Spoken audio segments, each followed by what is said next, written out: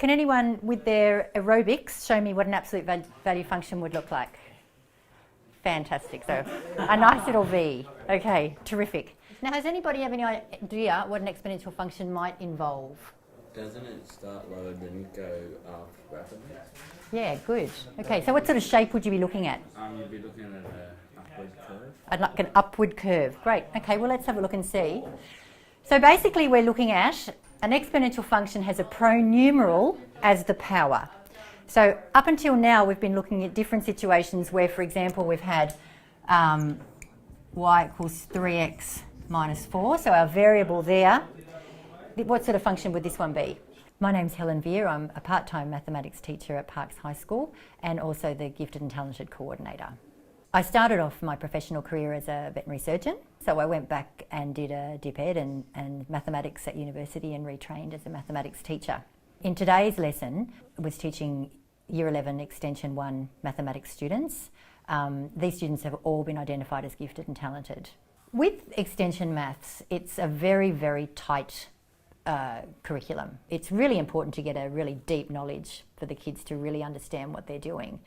And so what I was noticing was that we were spending a lot of time writing in class because there's so much theory they have to have, and I thought there must be a way that they can do more of that simple work that doesn't require understanding at home and then come to school and then asking questions and we can go over the concepts. And so I investigated and I'd heard about flipping. It's quite a simple thing, and so I prepare my lessons on a PowerPoint and then on a smartboard I talk as we go through the exercises and the theory, and I make about a 10-minute video, and then that gets uploaded onto Edmodo, which is an online site, and I send them a note and say that the lesson is uploaded, and then they just click on that and then they take the notes down and a couple of worked examples. And so when they come to class, they've got all that theory already done and a bit of an idea. We go through it again, and so we get a lot more done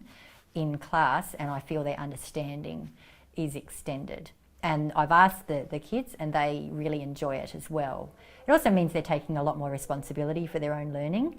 Over here we've got our list of functions that we've been looking and graphs that we should be now recognising. So we've got linear functions, quadratic functions, circles and semicircles, and what did we add last time? Wonderful. So absolute value functions. Now we're just going to do a little bit of exploring with GeoGebra. We're going to think about what's going to happen as we change certain values. Is there going to be anything different? Just think about this. You don't have to have the answers now, but we want to be thinking, is that going to happen for all values of a where a is greater than 1? And I want you to think, what happens to y as x gets really, really small? And is this going to happen for all values of a? I try to take them from where they are each lesson and take them just that bit further, but with their active involvement. So does anyone have any prediction about what's going to happen to this graph as b gets bigger? The line's going to go up the y-intercept. So the y-intercept will go up. The line on the other side on the positive side of x is going to get steeper. So this will get steeper.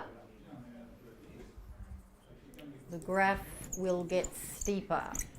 I like them to take risks, and so I have to really make that clear and encourage them to do that because I want kids to have a go and make mistakes. So now as b gets bigger, it gets steeper and steeper and steeper. Which of the predictions isn't working? Yeah. Okay, why is that? Is 1. Yep. Okay, good. So the graph looks the same, doesn't it? Pretty much. The shape is the same, except it's getting steeper and steeper and steeper. But we've still got our y-intercept as 1. Okay, that doesn't change. So we'll take that prediction out, but the graph getting steeper was perfect. And I'll always say, good on you for, that's such a good answer. It's not correct, but let's think about why you've said it, and gradually you can see their confidence increasing.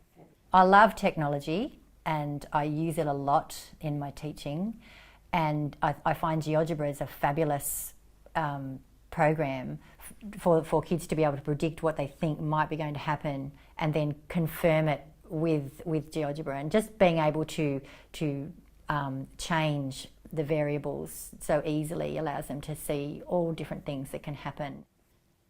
The flipped teaching, it's not for every class, and it wouldn't be for everyone. You would only be able to use them in classes where the kids had a really high level of responsibility for their learning. And so it's perfect for a class like this, small classes with highly able students who are very motivated for their own learning.